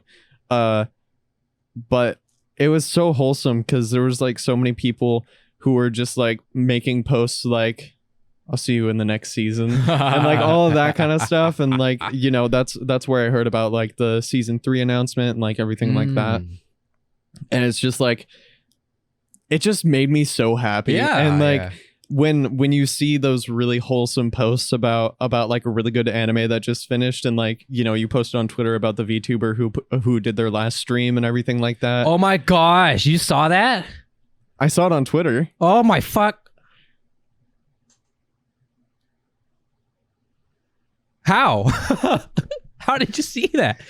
Wait, you followed my second account. Is that how you saw it? I think so. Because I retweeted a bunch from my main account about it. Because you're never on Twitter. The fuck? I just randomly, I think I got a shit ton of notifications on Twitter and I was like, what the hell's going on? And then it was like, Anuki retweeted this, Anuki retweeted this. And I was like, what the hell? Oh, and you have those notifications on? I should really turn You should them probably off. turn those off, yeah. Well, I mean, you don't follow too many people, so I wouldn't say it's too crazy, but... Do you want me to talk? Do you want me to talk about that? I mean, you can go kind of briefly. Because this episode is going up pretty quick after it's aired, this would be very recent. So maybe I should. Very brief, because it's not really the scope of this episode. Yeah. So, the mothership of VTubers, Kizuna Ai, which you might even know about. You may have heard Kizuna Ai. I feel like I have. I feel you definitely. She was the first. She was like around 2000. Yeah, 2016 is when she started. And when she started, it was kind of funny because the way she started, it was such a new concept. Mm-hmm. Like it was very like this anime girl. But what was funny, by the way, Kizuna Ai, fantastic name. Kizuna, I don't know what that means. I think it means somewhere along the lines of music in a way. I'm not sure what that would be. Mm-hmm. I could be speaking out of my ass though. I don't know. But I, spelled as AI. Mm-hmm. When she first started her channel, she kind of marketed herself, or she was marketed and seen in the way as that it's an auto-generated character. Like there's no person behind it, but somehow she's like speaking and somehow she's playing these games and stuff. Mm-hmm. And it's like this robot. That was the initial premise, and it's kind of funny because there's this unspoken rule about VTubers and it's that we don't talk about the behind the scenes, because it's like we all know, we all understand what's going on, but we just don't say, because that's not the point, you know? Right. That'd be like, you know, me, I don't know. It's like saying, I love McDonald's chicken nuggets, but we don't talk about the pink goo. You know what I mean? Yeah. You know what I mean? Yeah. We just don't do that. And it's just like, we know, but we just don't worry about it, you know? Yeah. Just don't worry about it. And don't ask questions you don't want to know the answer. Yeah, exactly, right? Yeah. And that's not to discredit anything, because you know, the VTubers, they have their own lives behind the VTubing and stuff, and they're great people, of course, you know? I'm sure they are. And a lot of them, they actually have their own content, like their own streams and stuff separate. And because of that idea, that's why we don't ever talk about it. We don't ever say, you know, I like it would just be rude, right? To like go to one VTuber stream who is currently IRL in their stream and be like, hey, VTuber name, you know, or stuff like that, and mention that. That's just, you know, what are we, you know what I mean? Yeah. It's a bit rude. So there's always just been this unspoken, unwritten rule. I think there's a name for that, right? I don't know, like a French name, that type of shit. Anyways, I don't fucking history. There's just always been that rule. So, but regardless, before we even knew that, there was just this, we're just like, what the heck is this Kizuna Ai? How is she auto-generated? Is this not face rig? But it's not. But is it? But it's so real, but it's kind of not. Because she kind of speaks in this robotic way where it's kind of, but she articulates kind of well, but she doesn't really, it was weird. But then, you know, as things went on, we discover the truth and it becomes mainstream. It's not like some big blown out proportion of like, oh, Kizuna Ai explode. It wasn't, no, it was just like, yeah, okay. And then, as you can see, like, well, VTubers, Hololive, Nisi Senji, and that type of stuff. And I got really into that. And I never really realized how important her role in VTubing was. Just like, she was the start of it. And although you don't really watch it yourself very much, I watch it, and I watch a ton of it. As right. you know, guy like me, based my whole life around, no, maybe not, but you know, that's the main honestly, one of the main content I consume on YouTube these days. You know what I mean? It's like, This is what I do. For educational purposes, for exposing myself to Japanese, and also they just do great work. And I respect them as content creators, people who would stream like 3-4 plus hours, like almost every day, and keep up a character and keep up the lore, not break that character, interact in these voices and stuff. I respect that as a content creator, as someone who knows, as someone who not really a lot, but has acted and stuff, and I'm sure you can too, as someone who's acted, you know? Yeah.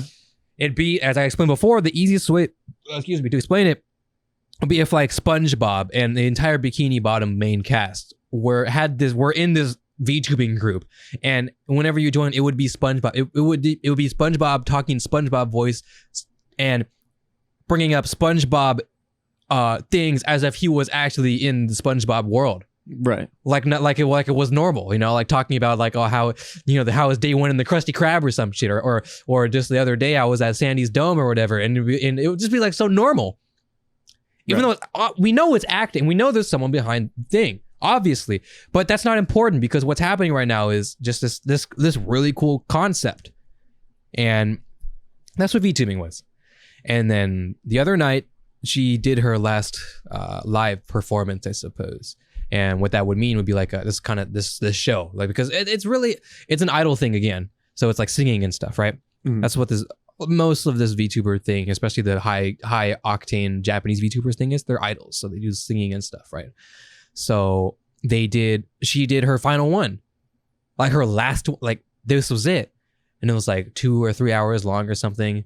And it was just her performing and singing her songs and stuff that she's created over the years. And she brought back like models and stuff of like past VTubers who had retired and other VTubers that are still here. And it was this really cool moment. And it was like, oh, whoa. Like I never really watched her very much at all because I never watched her in the beginning and I was never really the biggest fan. But as I was watching this, I could see just how important this stream was and how important she was to a lot of people. You know, I was starting the stream, right? And I started not late. Oh, I thought I was late because it was an hour in, but apparently maybe there was like an hour pre-show or just an hour waiting thing. Mm-hmm. So I thought I was late, but apparently I showed in right on time. So that was great. Fantastic. And there was like, I don't know, 10, 20K people. A lot for a stream, you know, of course. I was like, okay, cool. That's respectable. Nice. And then I end the stream, Zach, and there was 120K people. Wow. Holy shit. Yes. That is a lot of people. Yeah. And even though the stream had ended, and I left, right? Because I was like, hey, God damn, fuck, man. Shit, man, fuck. Mm-hmm. But it was still live still. Like the whole thing. Like it was still live. And so people were just staying in there. And like tens of thousands of people just staying there. Like this, like, you know, that was crazy. Like that was it. Like she was the mothership. Yeah. And then that was it. And I recognized this importance. This like, whoa, what just happened? Yeah, you kind of understand that you were a part of like a really big moment. Yeah. Yeah. Dude, I was seized. I was like, oh my gosh. I felt emotional. I've seen like 2-3 of her streams max in her 5 years of VTubing. Right. I was feeling emotional. I felt the heat of the moment. I felt the value. I felt the emotion. I felt how important it was. And it was a great performance. Like it was incredibly well produced and it was super wholesome. It was very emotional. And oh my gosh, it was cool to see how far she had came. And for those who haven't seen it, I recommend watching it if you're in the VTuber space. Obviously, it really wouldn't make sense if you weren't.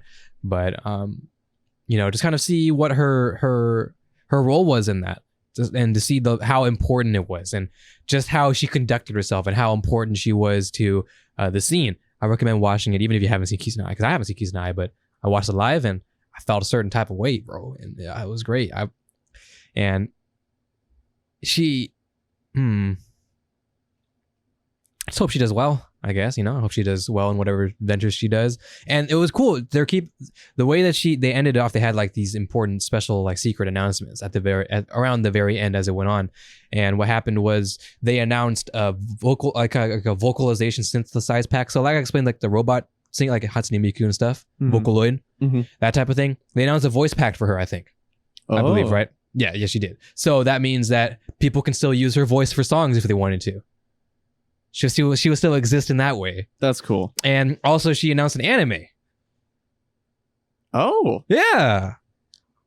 I didn't really understand the entire details, but it was like, ow. Nice. What?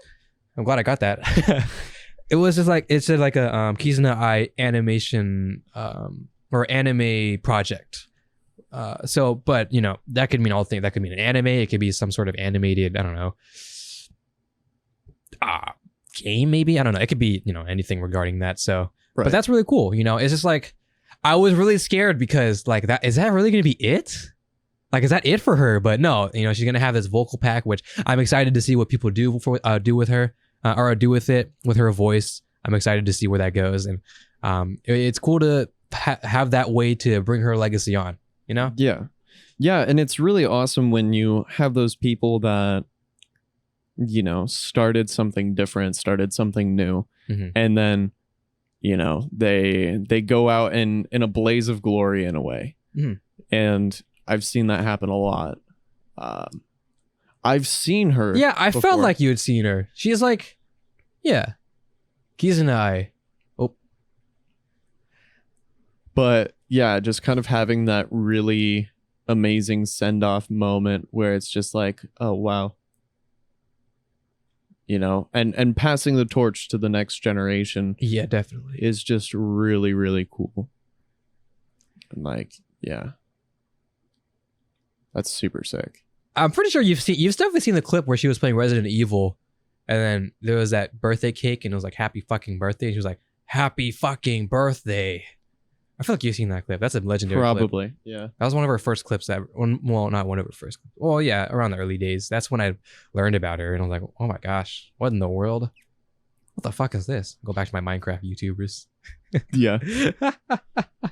But no, I really like. I was watching and I was like, "Fuck, that's crazy." Right now, there's a lot of controversy going along.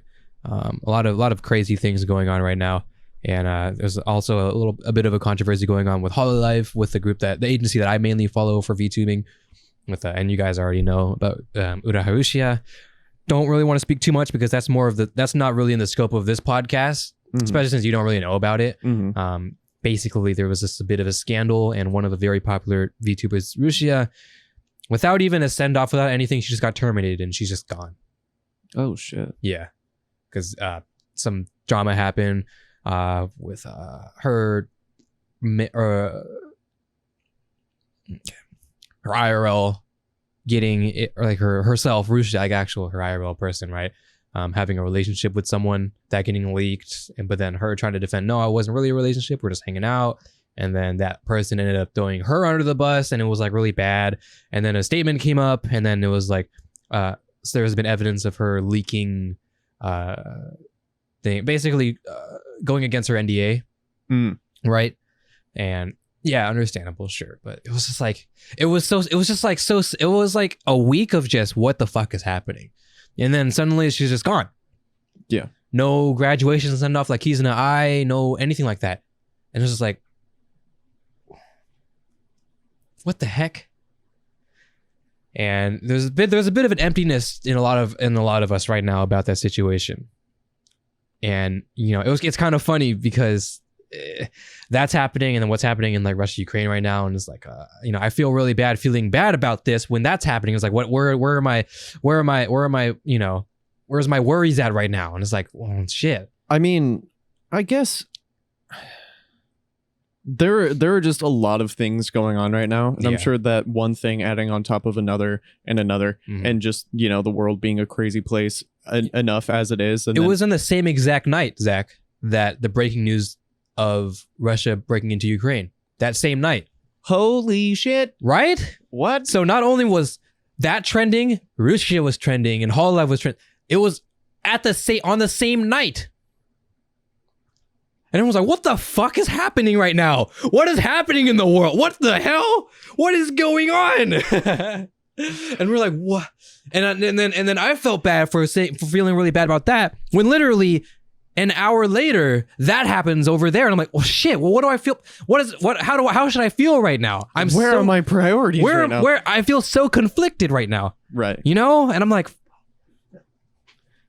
it was just a really bad night, Zach. And then you know what happened? That morning, it snowed. And then I was like, what in the fuck is happening right? And mind you, we live in Vancouver, Washington, and it's almost March, and it doesn't snow. Very often. Very often. Even if it's like below 30 Fahrenheit, that is, it just doesn't snow. Yeah. Because Washington is just really weird. Well, at least South Washington, Vancouver area. Just doesn't really happen. So that happens. I'm like, huh? What is happening with the world right now? Yeah. I don't even know what to think. Yeah. I don't know what to say. Something, there's a lot of things happening right now. And And, you know, I feel like there's a lot, and we could probably discuss it a little bit. As we've explained before, we're not really a news show. We don't really want to talk about that type of thing. But at the same time, if it ends up, being a point of importance, we might have to, and maybe at some point we do talk about it. But I feel like I want to wait a little bit for more information to arise before we talk about what's going on over in the East. I pray for everyone that is there. I pray for the lives, and I pray that I pray that it turns out not as bad as it could, I suppose.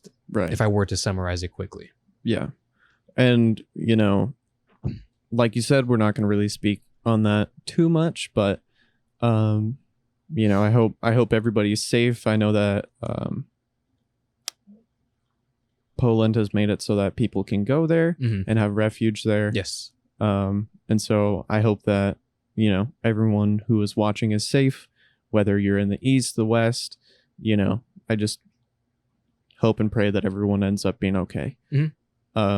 And, we are hopefully going to keep the show going as long as we can. For sure. We'll be chilling. If shit goes sideways, then, we will keep you updated. But yes.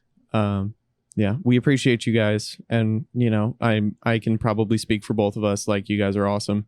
The support we've been getting on the show has been absolutely fantastic. And yeah, really a random side tangent with that stuff.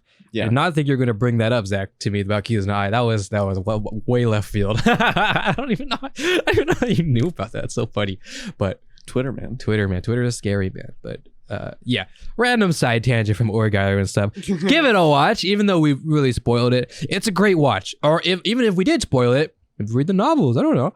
It's even if you know what's happening, there's so many layers to it. I cringe every time onions. I say it.